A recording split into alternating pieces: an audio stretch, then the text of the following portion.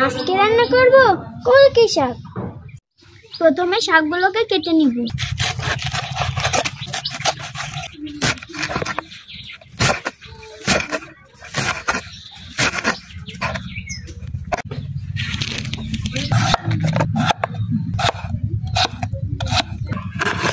এবার আর শাকগুলোকে ধুয়ে নিব।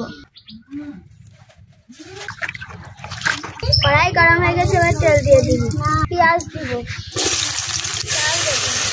রসুন দিব, মশলা দিব, লবণ দিব। এবার একটু নাড়াচাড়া করব। আর আলু দিয়ে দিব। এবার হলুদ দিয়ে দিব।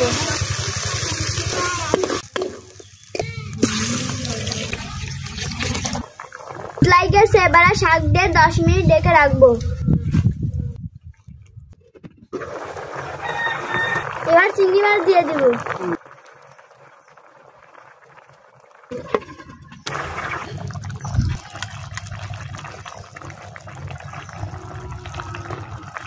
এই তো হয়ে গিয়েছে আমাদের কুলকি শাক। এবারে নামিয়ে রাখবো।